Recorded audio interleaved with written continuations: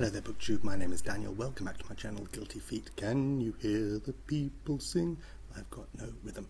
Today was Yom Kippur, well, it ended this afternoon, so it started yesterday evening, 25 hours of fasting, quite a lot of prayer, quite a lot of reading for me while other people prayed. We broke the fast, and I'm drunk, and I'm still rehydrating, but all good. Had a very easy fast.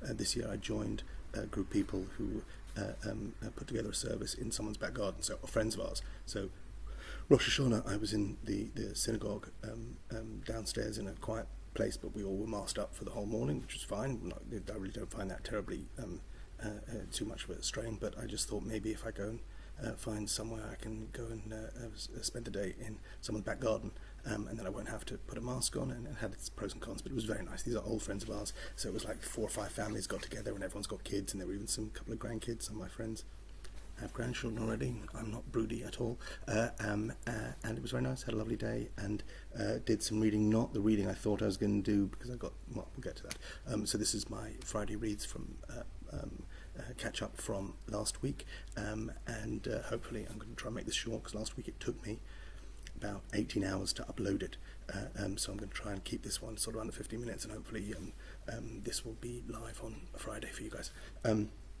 So last week, where I was, I finished last week. I had started The Confessor by Daniel Silva, which is the third in the Gabriel Allon series. I think I must have done 14 or 15 of them by now, and I started catching up with these because as I mentioned, James Ellroy has been bigging them up, and I like James Ellroy, and if he likes it, it's kind of an indicator for me. The first 2 I really didn't enjoy, and it was a struggle, and then I went out and bought 4 more just to see if they were getting any better, and thankfully this one did a little bit. So this is the third one, first of the series that I've actually kind of enjoyed. Gabriel Allon as a spy is still rubbish.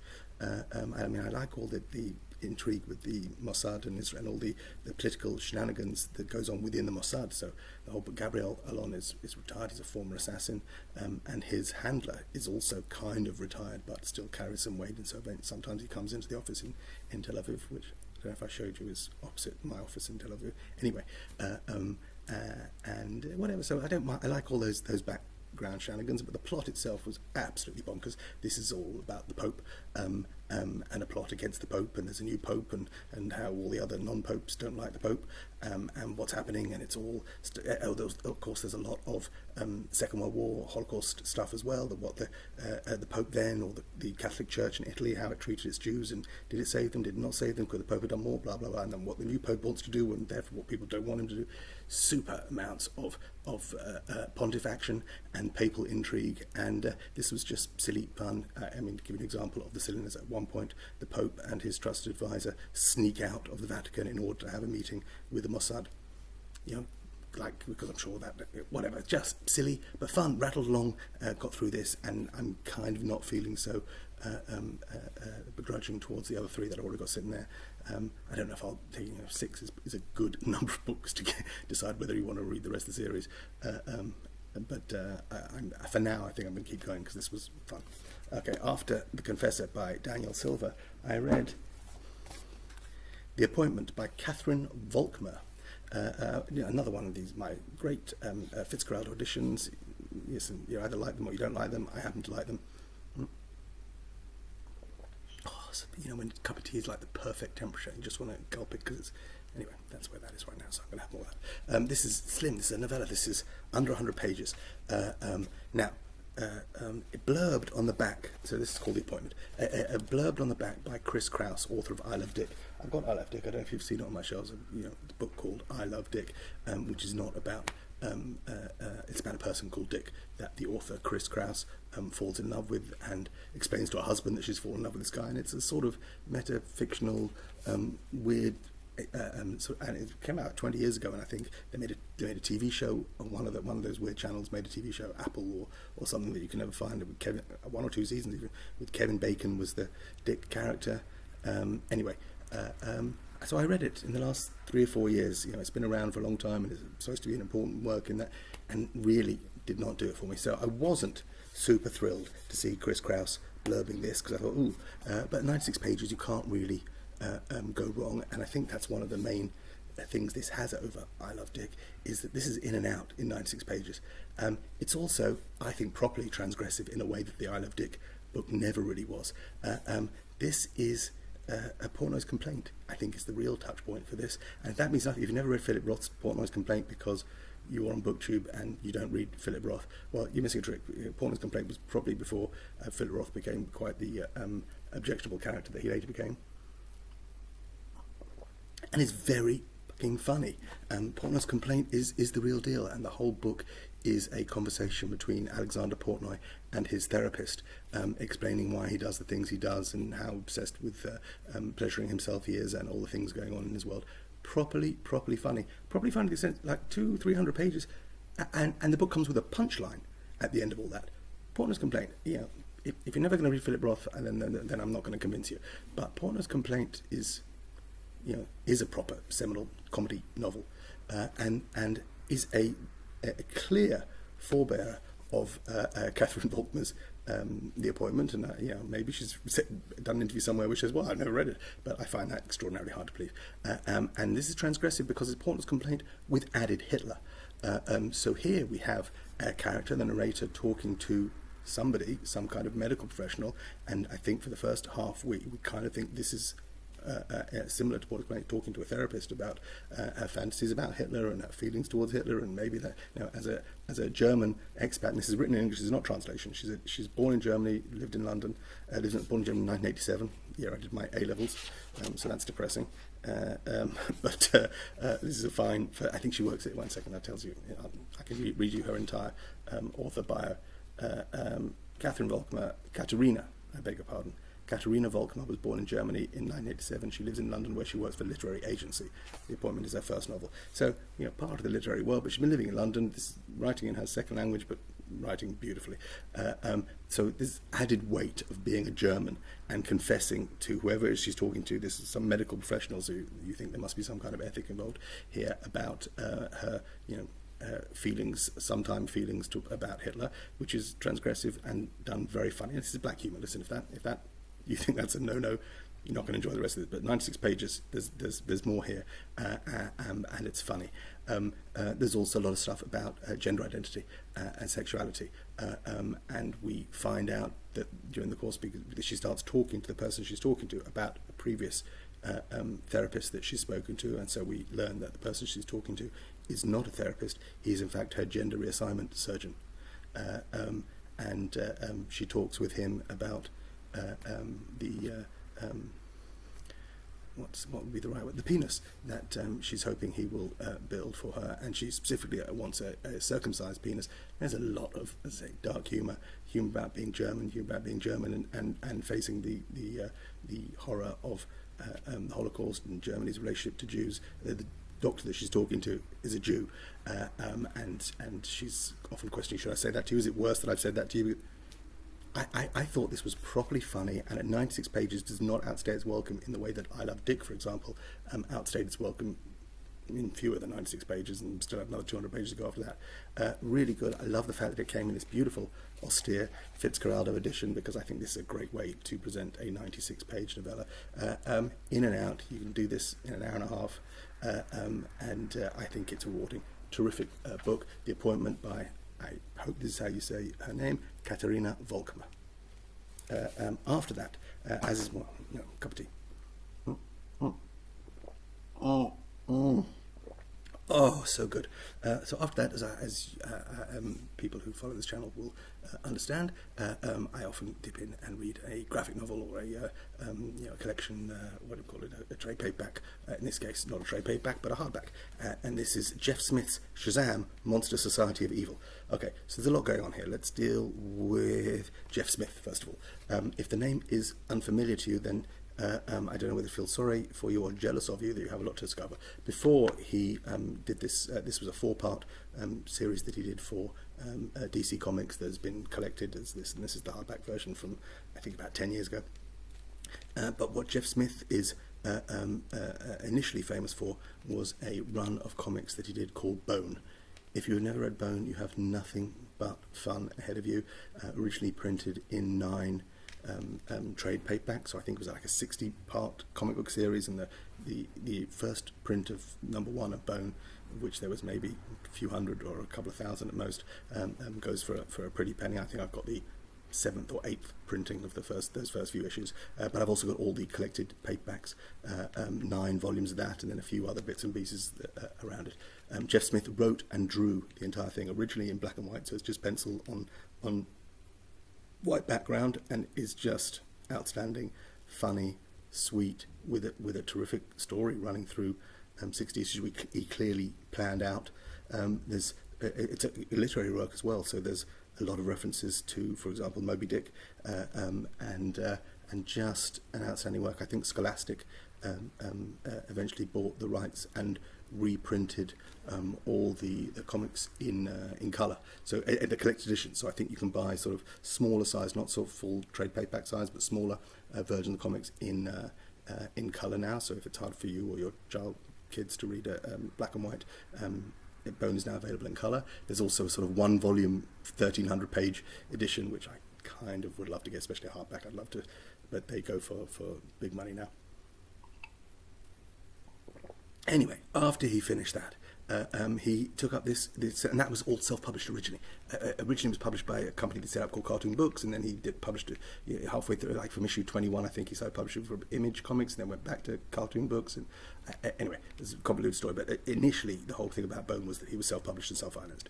So this is a major work for a major comic book publisher, DC, on a major character, Shazam. Okay, or Shazam, or actually, as he's known, Captain Marvel. So there's a long convoluted story about the history of Captain Marvel as well. So Captain Marvel, back in the 40s, the famous, everyone says about Captain Marvel was that his comics were outselling Superman at that time, and he was published by, is it Wiz Comics? Wiz Comics, I think, is the name of the publisher. So this is not Timely that went on to become Marvel, and not DC. This was another comic book company, and he outselling Superman. Captain Marvel, as he was known, was one of the biggest characters in the 1940s, and he had a whole supporting cast and sidekicks and a rogues gallery that has stayed with him and is reflected also in this volume. And then at some point, Wiz Comics disappears, or the rights get sold to some other company. Anyway, eventually, I think in the 70s, DC bought the rights to the character of Captain Marvel. Even at that point, there was already a character that Marvel, the comic publisher, was producing, called Captain Marvel. Not the same Captain Marvel we know now, not the female version played by Brie Larson, but there was a Kree a male version called Captain Marvel. So when DC bought the rights to this character, who had originally been known as Captain Marvel, there was a cease and desist letter from Marvel, and so they called the comic book Shazam. They weren't allowed to call it Captain Marvel, and so even though Shazam is not his name is Captain Marvel, and Shazam is the word he uses to transform from young Billy Batson to this strapping character that we see here. So often the mistake is, like with Frankenstein being the name of the doctor, not the monster, often the assumption is that his name is Shazam. It's not, but the comic book was known as Shazam because of legal, whatchamacallits. Anyway, all long story way to tell you that Jeff Smith wrote and drew this 4-part story, which taps in. We get the origin of Captain Marvel, so Billy Batson meeting the wizard, understanding that if he says the magic word Shazam, that he will transform into this character, this mighty hero.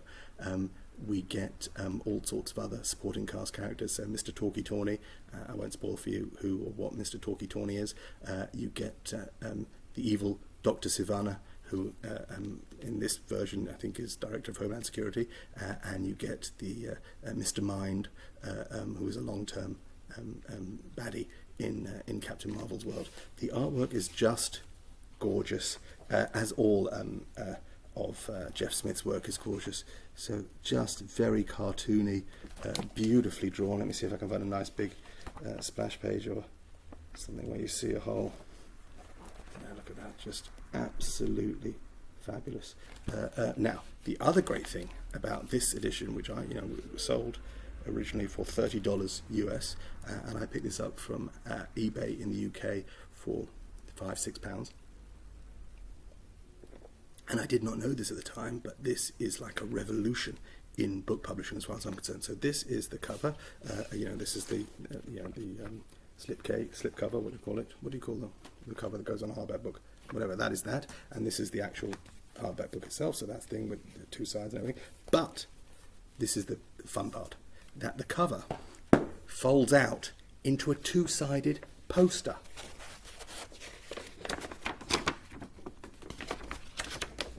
Shazam! And we've got on this side the front and back of the book and other fun stuff going on there. And I mean, if that is not the future of publishing, so I'm just going to say that Sally Rooney's publishers have missed a trick by not doing that. And if Salman Rushdie doesn't jump on that for his next hardback release, having a fold-out poster as your cover for a book, I think that is a missed opportunity. So that is Shazam, Monster Society of Evil. Absolutely outstanding, terrific artwork, terrific heart, a great character, nothing but joy reading that.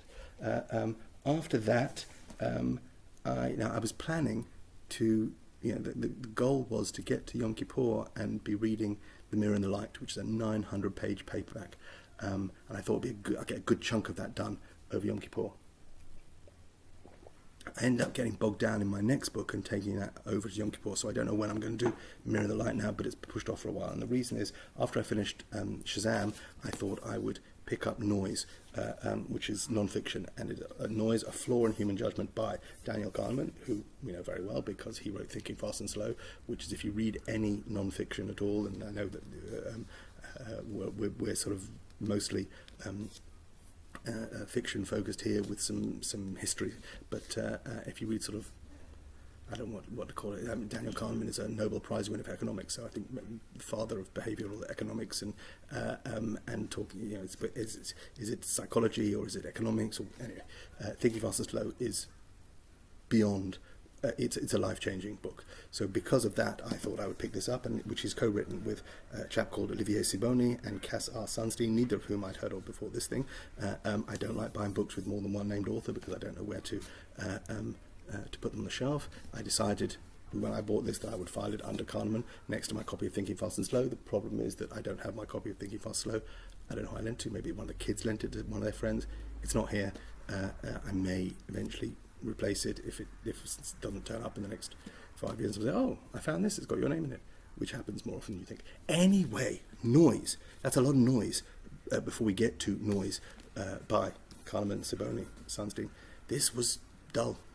Really, I was really looking forward to something full of insights that I was just going to fly through and be able to go, yeah, I know there's parts of this that I don't understand, go over my head, but so much here that's just juicy and good stories and anecdotes and making you question the way you think about things. The premise is that noise is something that happens around decision making to a degree that we're not even aware of, so that you as an individual may make two completely different decisions about the same thing. If you have to look at something now and then look at it a week from now, you may end up with two completely different outcomes, and that's Noise.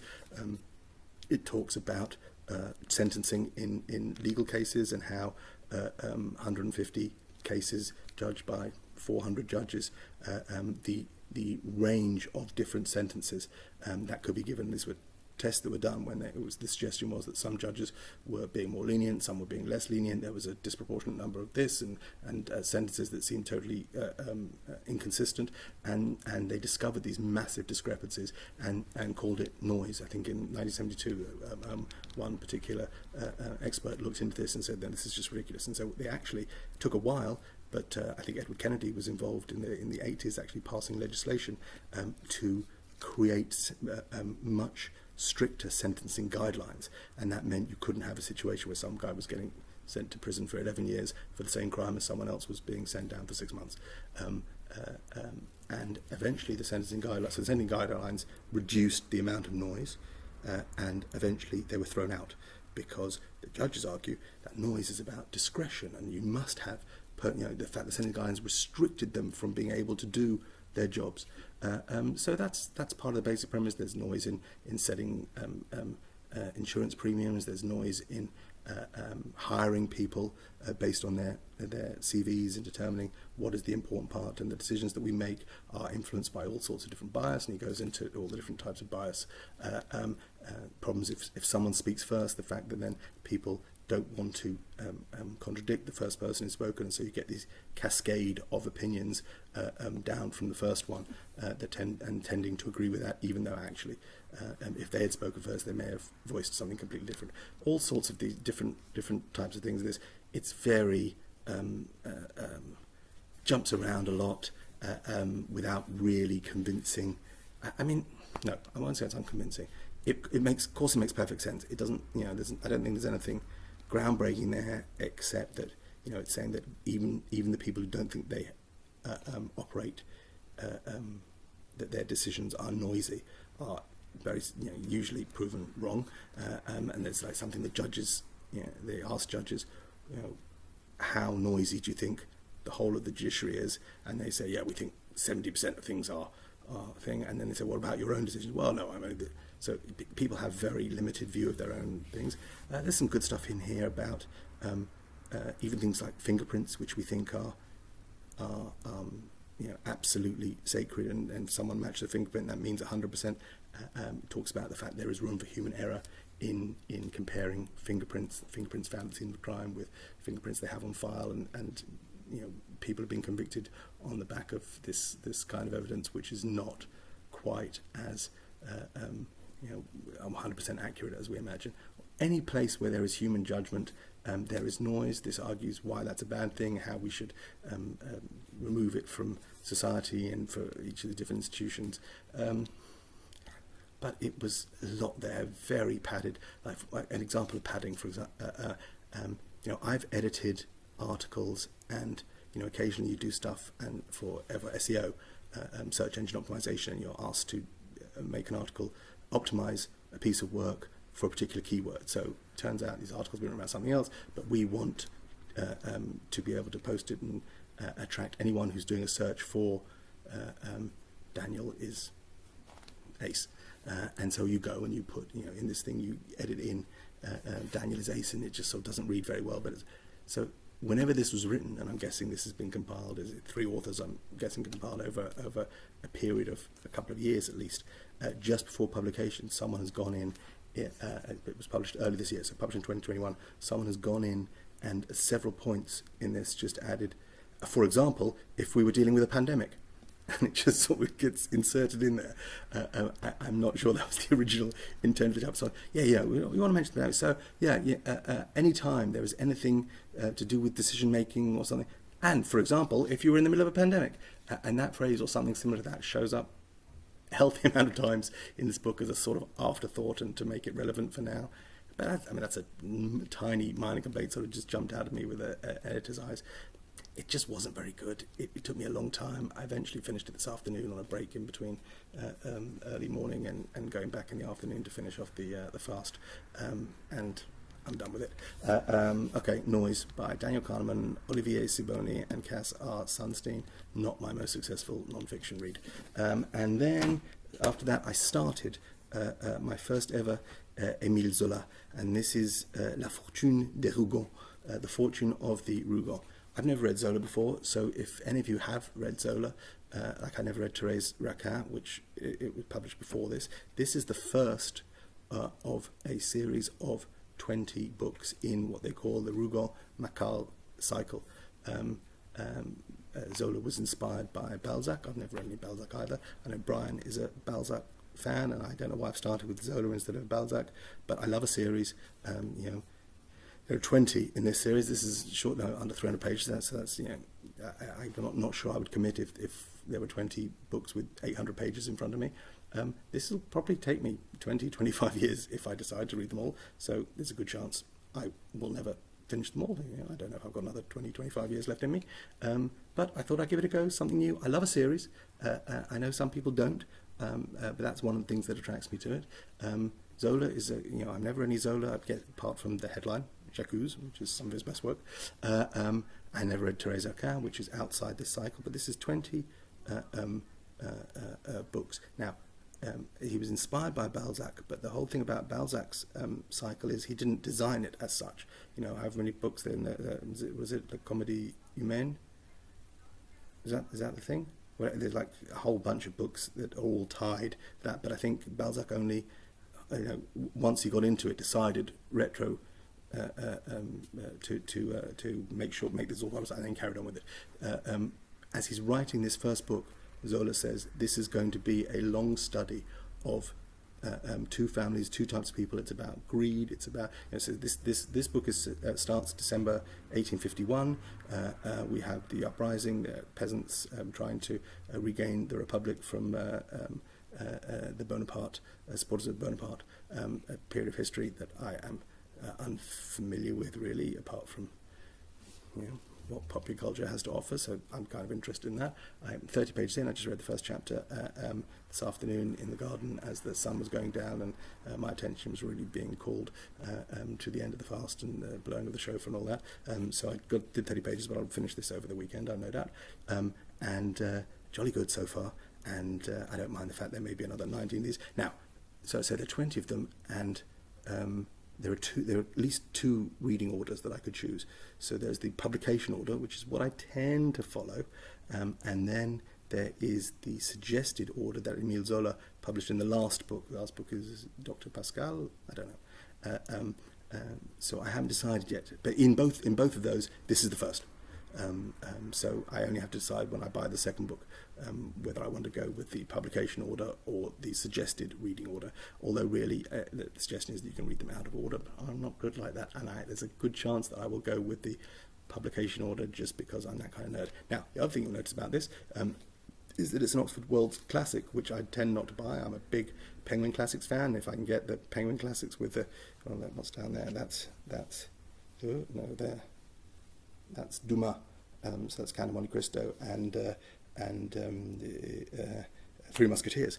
And I don't have the next two volumes about the Musketeers because they're not published by Penguin Classics, which is super weird. Is it 20 Years After, or with the Man in the Iron Mask? Whatever they are, they're not published by Penguin Classics, and I can't get these editions, so I haven't read those two. Penguin Classics also, those are my favourite ones with the yellow band on the top, not the new version, but whatever, if that's all I could get. But Penguin does not publish all 20 books in the Rougon-Macquart cycle. Oxford World Classics do. And, I don't mind over the next 20 years or so having a wall of these if I build up a collection of something different. I prefer the Penguin Classics. I like the fact they've got the red band at the top, even though books in translation should really be yellow, not red. So, but I can see the white, the minimalist white. I don't mind I can see myself building out this selection of Zola over the next, assuming that I enjoy this enough to want to read more. Anyway, that's the entire story. This is you'll hear more about this next week when I've finished it. But the Fortune, La Fortune De Hugo, or the Fortune of the Rougons, so far. Vive la République, and that's all. Thank you very much. Hope you're having a great time. Hope you fasted well if that's what you did. Hope you had a fantastic Thursday if you didn't, and have a great weekend. Take care. Bye.